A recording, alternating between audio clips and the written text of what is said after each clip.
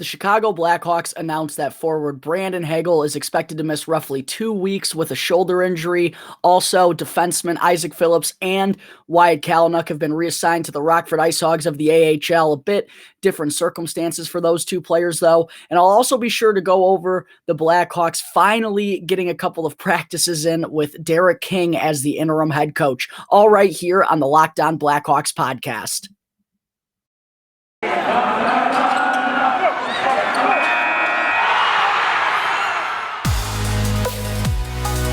Locked On Blackhawks, your daily podcast on the Chicago Blackhawks. Part of the Locked On Podcast Network, your team every day.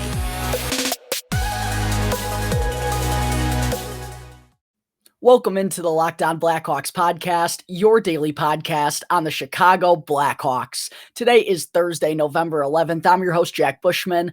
You can find me out on Twitter at Jack Bushhman2, or you could also go check out my Strictly Blackhawks account at Talkin' Hockey for all the latest Blackhawks news and updates. And if you're listening to the audio version of this and you like what you're hearing today, then please be sure to go and follow the podcast. You can also go and leave me a review if you want to as well. It's all for free wherever you may listen to your podcast, whether that be through Apple Podcasts, Odyssey, Spotify, Google Podcasts, etc. If you go and follow the show right now, then you'll be able to get the latest episode as soon as it comes out each day.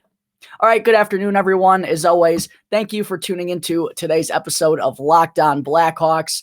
It's been a little bit of a struggle here to get things going in the past couple of days. It's taken a lot of time, so please bear with me through this transition, but I'm now finally fully up and running on YouTube, folks. So whether you're listening to the audio version of this through podcasts, or if you're also watching through YouTube already, first off, thank you so much already for the support. I really appreciate it. It means more than I can express.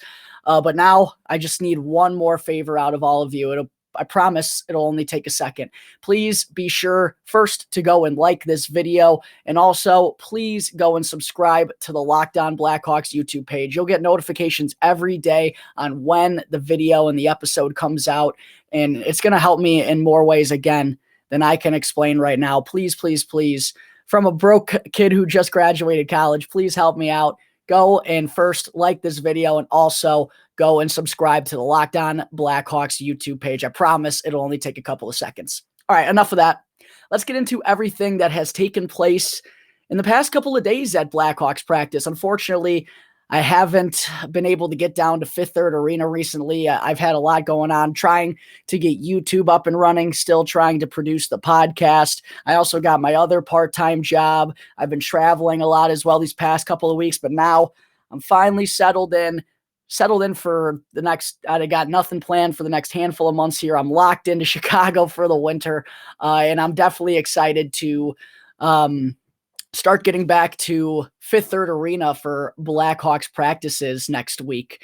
But as for the Blackhawks practices that they've had in the past couple of days, it's finally some opportunities for Derek King to kind of put his stamp on the system and make whatever kind of changes that he would like to with everything. But before I get into that, I also want to be sure to provide a quick update on Blackhawks forward Brandon Hagel, who on Sunday against the Nashville Predators fell awkwardly on his shoulder, was forced to exit the game early, and then also missed Tuesday's contest against the Pittsburgh Penguins as well. We already got an update on forward Mackenzie Entwistle, who also got hurt in that game on Sunday against Nashville. Entwistle is going to miss the next 4 to 6 weeks, sadly, with an ankle injury. And now Brandon Hagel also is looking at missing some time here. Hagel is expected to miss roughly 2 weeks for the Blackhawks with said shoulder injury. Certainly not the best news here for the Blackhawks, but at the same time, it really could be a whole lot worse, not only for the injury. It seems like Hagel only has a separated shoulder or something along those lines. Not to speculate, obviously, the NHL, hush, hush. They never announce what kind of injuries really occur unless it's something severe and they're missing a large amount of time. They just said it was a shoulder injury for Hagel. But the reason I say I think it's a separated shoulder is because I actually had a doctor reply to one of my tweets. It's a doctor, I forget his name off the top of my head, but he follows all the injuries across the NHL and tweets out his medical expertise and opinion on what likely happened to that player before the team announces actually what happened. And the doctor told me that the most likely, not just me, told the whole Twitterverse that the most likely situation for Hegel on that fall was a separated shoulder. So tough one there for Hegel. 2 weeks though. Don't want to downplay that at all. Separated shoulders, by the way, are definitely not very fun. I actually separated my shoulder during my senior year of high school when I was playing sand volleyball. Quick little fun story for you. I won't get sidetracked too much, but it was during the summer of my senior year in high school. We were playing sand volleyball at one of my buddy's houses. He's got a nice sand volleyball court in his backyard, and I dove to make a play, and of course landed on my shoulder wrong and wound up separating it. Alcohol may or may not have been involved. But it was definitely not a fun injury to deal with. I couldn't move my arm at all. And every time I did, it basically felt like someone was like shoving an ice pick in my shoulder, just like tensed up all around it. Not a fun injury to deal with. So not trying to downplay it at all. Hegel, a separated shoulder, definitely not fun. But it's an injury, as bad as this sounds. It occurred at kind of the most ideal time for the Blackhawks, because in their next 2 weeks, which that's the timetable for Hegel's return, he's expected to miss somewhere around that time. The Blackhawks are only scheduled to play 5 times in those 2 weeks, and 3 of those games come against the Arizona Coyotes, the Seattle Kraken, and the Vancouver Canucks, 3 teams that, like the Blackhawks, have also not gotten off to the best starts exactly here this season. But the tough part of this really is that 4 of those 5 games, they're going to be coming on the road, including the old circus road trip for a Blackhawks throwback that some of you might remember. So yeah, these games, they're still going to be a challenge. Don't get me wrong. I mean, each and every night in the NHL, especially with this Blackhawks team that's 3-9-2, I mean, they can't take any nights off, and they're going to have to give it their all in order to come away with a victory. But I just thought this was, again, I don't mean to make it sound that way, but kind of the most ideal time for Brandon Hagel to miss the next 2 weeks. So it's still going to be tough though. Hegel is the glue guy for this team, someone that brings energy night in and night out. And we were just starting to see him thrive offensively, really. In the last 6 games for Hegel, he had scored 4 goals before suffering that injury. It's certainly going to be a tough loss nonetheless, even though it's only for a couple of weeks. And with the offense struggling all year so far, that's certainly going to be a tough loss for this team, and guys are going to have to step up in the absence of Hegel in order to keep things going here and to keep trying to rattle off some victories and make that record not seem as ugly as it is right now. So not the best news for Brandon Hagel. He's going to be out these next 2 weeks with a shoulder injury, but it also could have been a lot more devastating for the Blackhawks at the same time. All right, there's a quick update on Brandon Hagel's status going forward. Coming up in just a moment, I'm going to discuss defensemen Isaak Phillips and Wyatt Kalynuk both getting reassigned to the Rockford IceHogs of the AHL on Wednesday. But first, I need to talk to you all about betonline.ag, your online sportsbook experts, and be sure to use our promo code LOCKEDON, one word in all caps, to receive a 50% welcome bonus on your first deposit. BetOnline is the fastest and easiest way to bet on all your sports action. Major League Baseball has finished up, which means the NFL and college football have taken over. They're closing in on their postseasons. The UFC also just had some incredible fights this past weekend. Another couple good ones coming up this weekend. Max Holloway is fighting. I'm probably going to have some money on Max.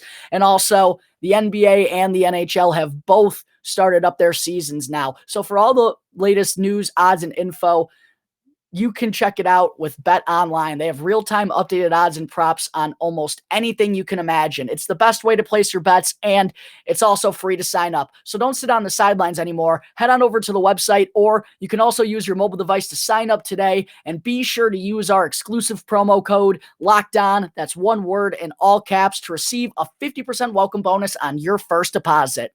BetOnline, your online sportsbook experts. All right, welcome back to the Locked On Blackhawks podcast. I'm your host, Jack Bushhman. Getting into segment 2 now on the show today, I also wanted to be sure to talk about the latest roster moves that the Blackhawks made on Wednesday afternoon. First and foremost, finally, knock on wood here, seems like the Blackhawks have finally gotten over all their COVID issues. Both Tyler Johnson and Isaak Phillips were removed from COVID-19 protocol, as was forward Henrik Borgstrom earlier in the week. But he's been missing a little bit of time recently due to a non-COVID illness, which this poor guy just can't catch a break. But Borgstrom finally seems to be 100% back and healthy as well. He was out there on the ice with the Blackhawks for practice this morning, and it's just so great to see this team, again, knock on wood, finally not have COVID issues, because it feels like weeks now since their roster has been even close to 100%.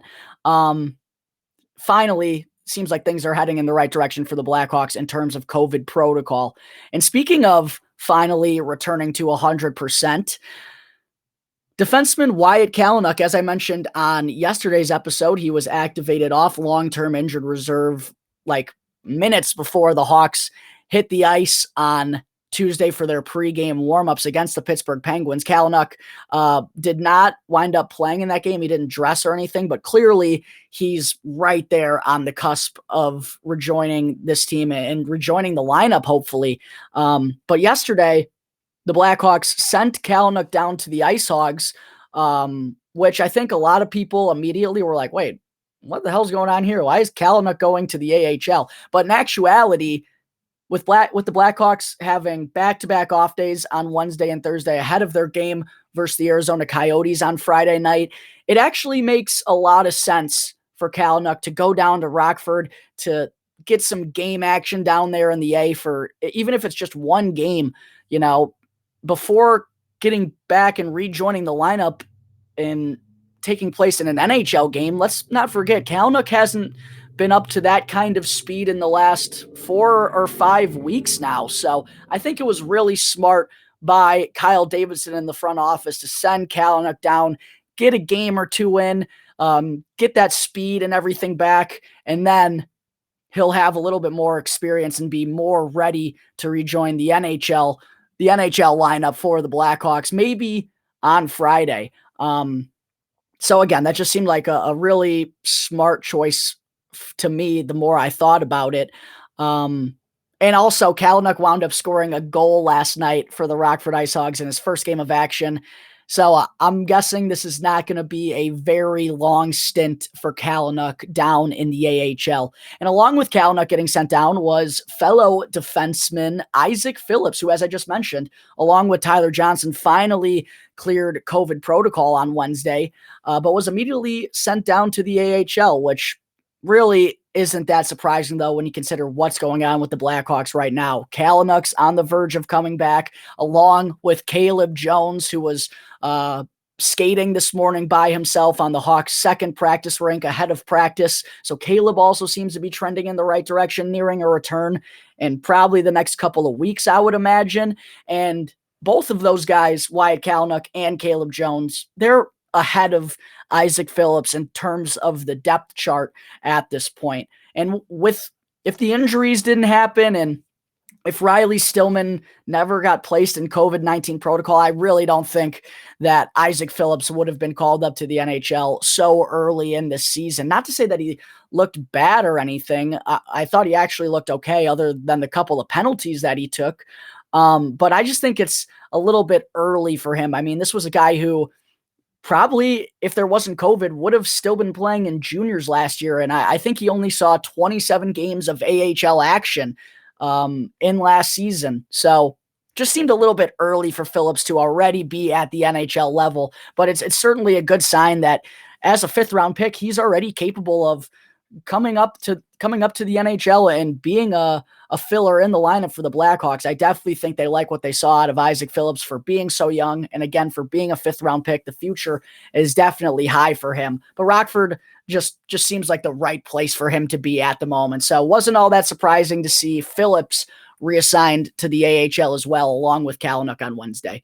And now, ladies and gentlemen, the Blackhawks are finally left with 21 guys on their roster that they likely would have loved to have in the past couple of weeks. Aside from the injuries, of course, we're still without Brandon Hagel and Mackenzie Entwistle. Both of those two are looking at missing some time here. And because of that, Reese Johnson was the one that the Hawks decided to recall from Rockford earlier in the week. He'll probably be remaining on the NHL roster, I imagine, as long as Brandon Hagel is out.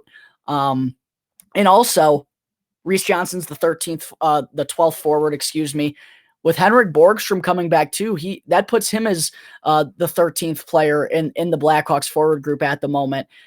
I really am happy to see Borgstrom come back because I honestly thought that he played pretty well despite the Blackhawks not winning any of the games that he played in. I thought he was one of the few guys that was moving the puck around well and was showing some signs of life offensively. So great to see that Borgstrom's been practicing for the last couple of days with the team. And the 14th forward on the active roster is Tyler Johnson. I'll have a little bit more on Johnson coming up in just a moment, but the Blackhawks finally are starting to get back to being healthy, getting guys out of COVID protocol, and they mostly have the guys who they want at the NHL level right now. As for the defense, they only have 6 at the moment, with Kalynuk being down in the AHL. So Jones, McCabe, Murphy, DeHaan, Stillman, and Gustafson. But again, you got to think Kalynuk.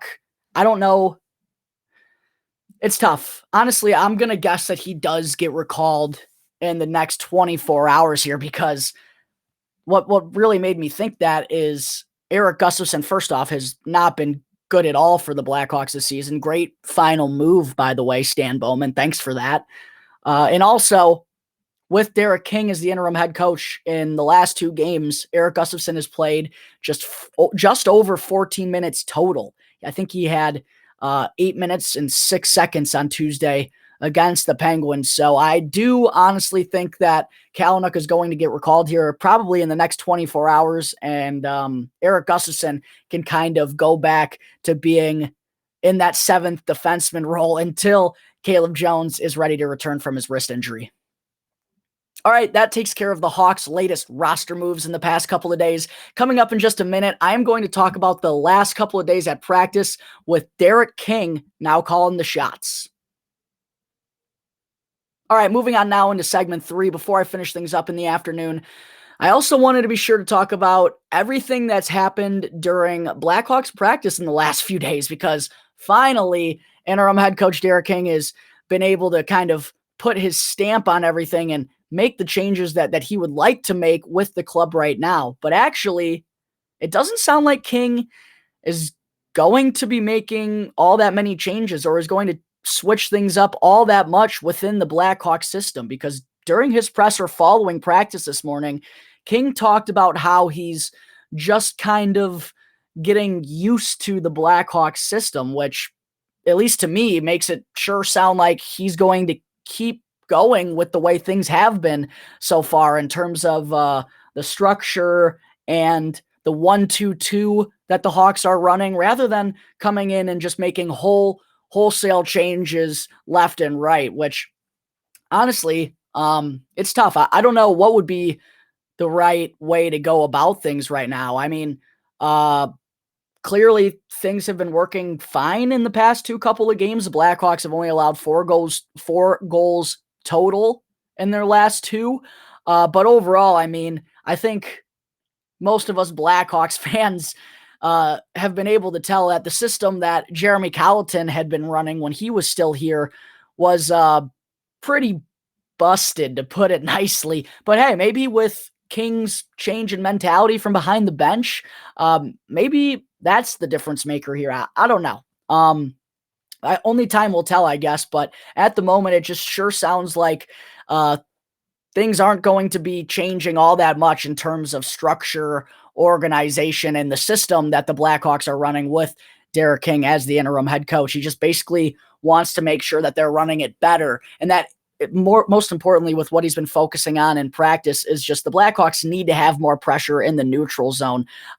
Teams with Colleton here, they have just been able to walk into the offensive zone at will. It's just been entirely too easy for them. So I think that's really just what Derek King has been trying to emphasize in the last 2 days of practice is just we need to make things tougher on our opponents in order to win some games. As for the practices itself in the past couple of days, as I mentioned, Henrik Borgstrom has been back taking full part in drills and everything. Seems like he's pretty darn close to returning to the lineup if the Blackhawks want to throw him in there tomorrow against Arizona. And along with Borgstrom, skating on the Hawks' second rink, as I just mentioned a moment ago, this morning once again was defenseman Caleb Jones, who sadly has missed the entire start of the regular season so far due to that wrist injury, which that really sucked because honestly, I thought Caleb Jones was probably the Blackhawks' best defenseman in the preseason and arguably one of their best players. He was that good, in my opinion. So tough that Jones had that injury happen right before the season started, and he's now missed the first 14 games of the year. Probably he's going to miss a couple more before he's back and ready. But if I had to guess, I think with Caleb starting to skate in these past couple of days, not fully ready to join his teammates just yet for practice, but I would imagine that he's probably going to be back to being fully healthy sometime in the next week and a half or 2 weeks, if I had to guess. The only other member of the Blackhawks active roster who wasn't available for practice this morning was forward Tyler Johnson. And as I said earlier, Johnson did clear COVID-19 protocol on Wednesday, but he still may not be 100% healthy from that neck injury that he sustained a couple Fridays ago against the Carolina Hurricanes. Although Derek King did say after practice that it was kind of funny. He's like, not everyone's Patrick Kane. Not everyone can just get up off the couch and be ready to go and go play an NHL game just like that. But to me, that honestly kind of implied that the neck isn't really the thing that's bothering Johnson. Again, I'm not 100% sure on that, but it just King more so made it seem like they just want to get Johnson up to speed. But at the same time, it was a little weird that he wasn't on the ice. So I don't know. Johnson's neck may be fine. It may not be. But also King said that there is a possibility that Johnson's back on the ice tomorrow. So kind of sounds like his status is up in the air at the moment for Friday night's game at the United Center against the Arizona Coyotes. As for the lines that the Hawks have rolled with in practice the last couple of days, real quick, well, actually, they didn't get to forward lines on Wednesday because that was an optional practice following their game against the Penguins. But as for this morning, it was a full practice by the team. First off, no changes to the defense, obviously, because there's only 6 currently on the active roster. So no change there. Stillman and Jones, McCabe and Murphy, and then DeHaan and Gustafson for the time being. But as for the forward group, though, the top 6 also did remain the same as we saw it on Tuesday against the Pens, with DeBrincat, Doc, and Patrick Kane as the top line. And then the Dominic Kubalik, Jonathan Toews, and Jujhar Khaira trio remain the same in practice this morning as well. And I know a lot of people, aren't too thrilled about Khaira playing in the top 6, but he actually performed pretty well there against the Penguins on Tuesday. And even if he hadn't scored that goal, my guess would be he'd probably still be on that second line with Toews and Kubi because A, he's the best defensive forward on this team right now, and B, those three were moving the puck together well and created a lot of different chances. So although the fans may be a little upset about it, I actually do agree with the decision to leave Jujhar Khaira on that second line for the time being. He's definitely deserving of at least one more game there on the Hawks' second line. As for the bottom 6, though, we did finally see some changes. And Derek King, finally, we got a third line that I like to see. Philip Kurashev, Dylan Strome down the middle at center, and then Adam Gaudette on the right wing. Yes, Derek King. Yes. This is what we should have been doing for the last 4 weeks, in my opinion. Not only playing Dylan Strome at the center position, but also giving him some real line mates to score with. They've kind of done a due diligence with Adam Gaudette as well. He played 5-18 on Tuesday against the Penguins. Don't agree with that, but now looks like Derek King is finally going to open it up here and go with a real offensive-minded third line with Kurashev, Strome, and Gaudette. And, all three of these guys have something to prove right now. All three should be playing with a chip on their shoulders. So I know Colleton never did it, but better late than never. I'm really happy to see Derek King make this change and put together a third line that I think can actually produce offensively. And I think the Blackhawks also can afford to do that right now, because if you go and look at who they have down on their fourth line, they got Mike Hardman, Ryan Carpenter, and Reese Johnson. Like, that's a pretty sound defensive-minded fourth line. Mike Hardman can provide that trio with a little bit of offense as well. He's proved to be a really good two-way forward so far in his time in the NHL. And then obviously Carpy's one of our best penalty killers on the team, so valuable in a defensive role. And Reese Johnson also provides the physicality, and I don't know if he should be up at the NHL level right now, but one thing I do know is this guy will give it his all on each and every shift, and he'll play physical along the boards. He's not scared to throw his body around, not scared to step in front of a shot. So if Reese Johnson has to be in the lineup, I think this fourth line with Mike Hardman and Ryan Carpenter is the perfect place for them to be. So, and also, by the way, another change that Derek King finally made at Blackhawks practice today was Ryan Carpenter is finally out of the bumper roll on the top power play unit, which never made sense in the first place. As the guy who has one power play goal in his career. It happened to come last year against the Detroit Red Wings while serving on the Hawks' second power play unit. And it was a snipe, by the way, if you want to go check it out. But, I mean, Ryan Carpenter's a guy who should be focusing on the penalty kill and what he does for this team defensively, not how he can mesh well with DeBrincat, Kane, Taves, and Seth Jones. Like, that's not the role he should have been in. And now Derek King has finally made a change. He's put Kirby Dach in the bumper role, which we've all been yelling for the past couple of weeks. Makes a lot more sense for Dach to be in there. So hopefully, that will make a difference for this power play unit, because they don't have the Blackhawks are without a power play goal in each of their last 4 games. They need to get it rolling. And I think adding Kirby Dach to that top unit and actually giving the power play another actual threat in the middle, to be fair, Ryan Carpenter, I mean, the defense, if I were a penalty kill unit going up against the Blackhawks and I see Ryan Carpenter in the middle, I'm going to say, all right, if this guy beats us, so be it. I'm not going to let Patrick Kane beat us. I'm not going to let Alex DeBrincat beat us. I'm not going to let Jonathan Taves just stuff it home at will from down low. No, I'm going to make Ryan Carpenter beat us. That would be my mindset if I was going up against the Blackhawks power play. But now with Dach in there, I think it gives them a whole nother weapon. Hopefully that'll be the thing that gets the Blackhawks man advantage going. And also for Carpenter, this is what he should be doing. This allows him to go back to focusing on that fourth line role and just having him worry about the defense and killing penalties, which is exactly what he should be doing for this Blackhawks team.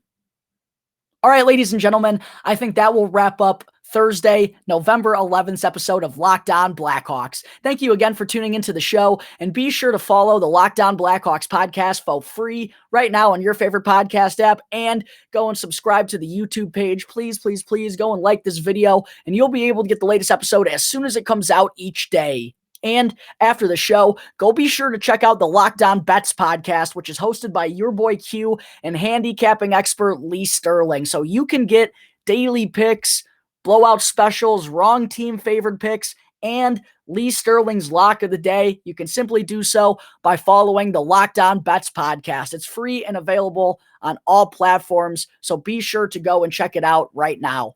Once again, thank you for tuning into today's episode. I'm your host, Jack Bushhman. You can find me out on Twitter at JackBushman2, or you could also go check out my Strictly Blackhawks account at Talkin' Hockey for all the latest Blackhawks news and updates.